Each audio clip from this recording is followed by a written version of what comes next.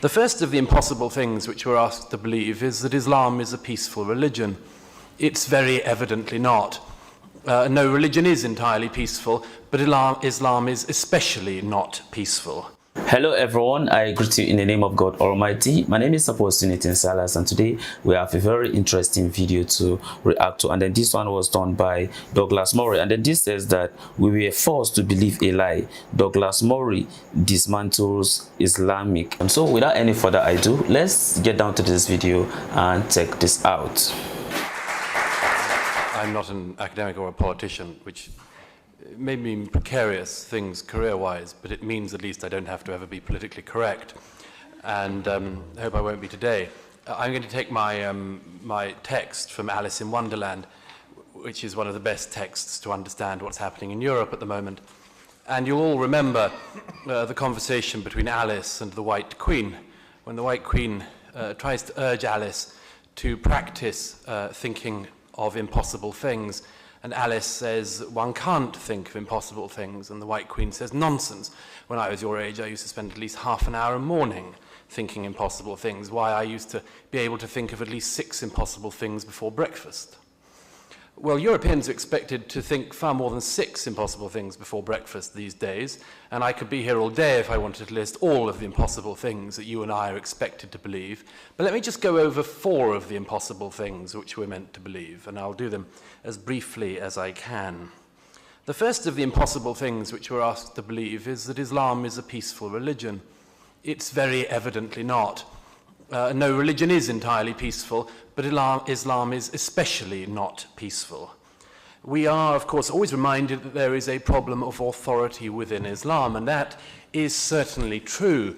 But it also means that the sources matter even more than those of any other religion, because it means that the source is what you have to go on. It means that the source will most likely always trump any organization or any individual who claims to speak for the religion more than the sources. That's why, as the professor said at the beginning, the life of Muhammad is so important if one is going to understand this. And as the professor said, when Muhammad was weak, he was more generous. When he was strong, that generosity palpably, visibly declined somewhat. And we see a similar thing in the world today, and we see a similar thing, I would argue, not only in Islamic societies, but within Islamic communities in European societies. When Islam is in a minority, it speaks a very great deal about minority rights. We cannot help noticing that when Islam is in a majority, or at least in a position to rule, those minority rights go out of the window. Minority rights of sexual minorities, the minority rights of religious minorities, and so on.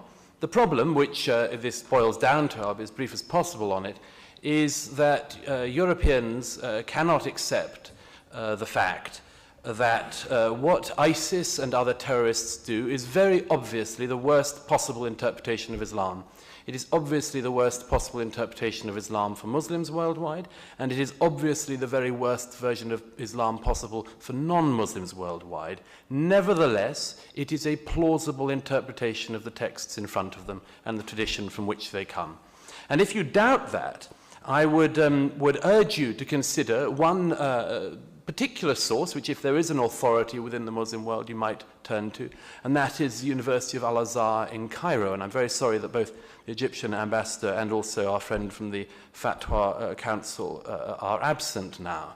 But if you look at what happened last December, a year ago, a young Jordanian pilot shot down over ISIS-controlled territory. And you'll remember that he was burned alive brutally by the maniacs of ISIS. That young man was a Muslim himself, and the people of ISIS claimed to be acting in the name of Islam as well.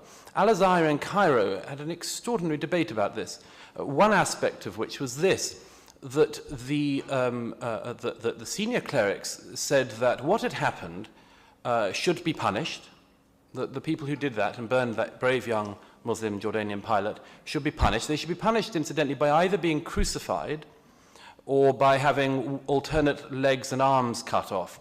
This was because they had broken the Islamic prohibition on the desecration of a body. You might think that crucifixion somewhat broke that prohibition as well. But they also said, very strikingly, that the thing to bear in mind about ISIS was that they were indeed terrorists, they were indeed extremists, but, quote, not to be described as heretics. Just a couple of days ago, one of very distinguished scholars, graduates of Al-Azhar, Sheikh Mohammed Abdullah Nasra, gave a televised interview in which he was asked why Al-Azhar is in the habit of denouncing secular thinkers as un-Islamic, but refuses to denounce the Islamic State as un-Islamic. And Sheikh Nasra said, quote, Al-Azhar can't condemn the Islamic State as un-Islamic. The Islamic State is a byproduct of Al-Azhar's programs.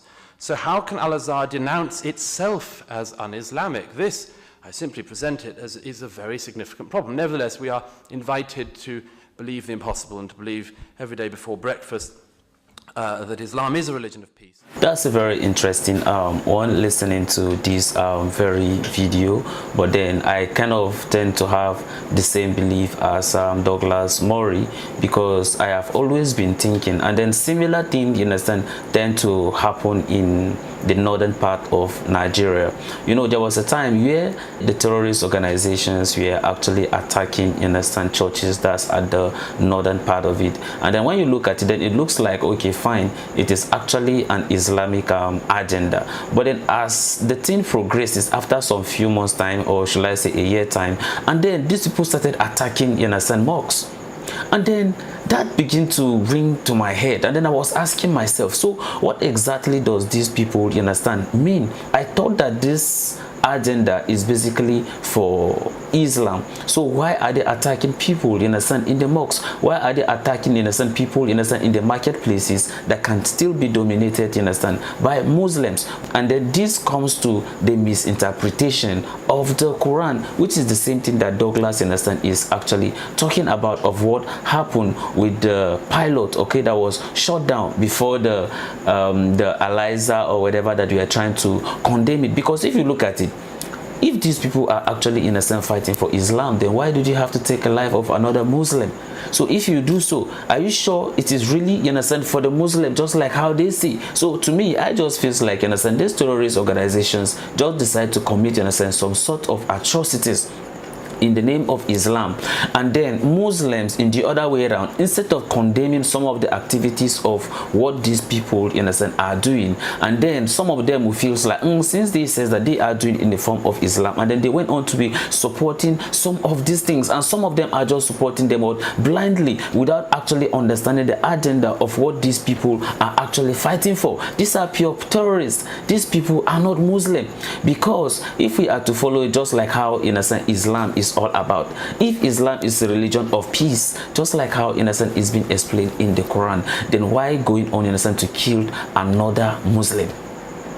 Do you get the point? So from there you got to realize that these people that we are talking about, what they are, just what, terrorists, and not, in a sense, representing, in a sense, Islam, just like how they see. You see, because of, you understand, the activities of some of the few of them now makes the whole religion becomes what, questionable. And that's why people begin to say that, is Islam truly a religion of peace? And that's why see Douglas was saying that what people were made what to believe, in a sense, a lie, because you cannot be saying that, you understand, the religion is peaceful, and then some of the sect of the people will went on, in a sense, to be killing innocent people. All I can only say is that to the scholars and to Mufti Meg, to Khalid Yassin, to Suleiman Omar, and many of them, at least if you go about, understand, organizing your programs, at least try to encourage some of the imams for them to interpret the Quran just like how it's supposed to be. We the Christians, in a sense, we are also doing our best to interpret, in a sense, the Bible, so that it's not in such a way that some of those things do not make people, in a sense,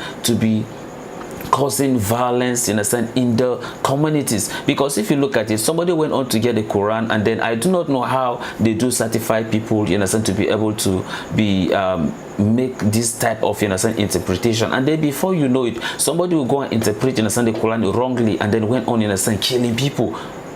You see, and then immediately they do it, and then they will be like they are doing it in the name of what, for Islam. which is very wrong. So I do not know how the Islam or the Muslim, you understand, are doing it, but then I think that there's a way that there should be an reorientation, you understand, of the people or of the scholars, so that at least when they are going about, you understand, doing their interpretation, at least they should give the people, you understand, the right interpretation they are supposed to be doing. Of course, I may not see that this is too late, but then I know that, of course, biology have a way of taking care of us. So in the other way around, it means that to the children who are coming up, and then to some of the respective scholars, whatever that you are saying to the children, at least give them the right interpretation.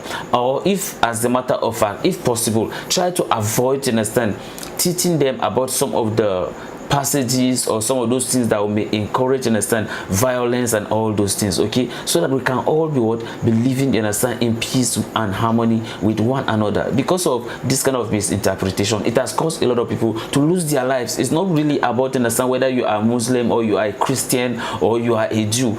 Because of misinterpretation, a lot of people have lost their life, including Muslims, and a lot of Muslims have actually lost their life in the hands of all these terrorist organizations. And then all these things, understand, is not helping matters, which means that what we have to be given the right interpretation, so that the Islam will mean peaceful, just like how originally it's supposed to be. So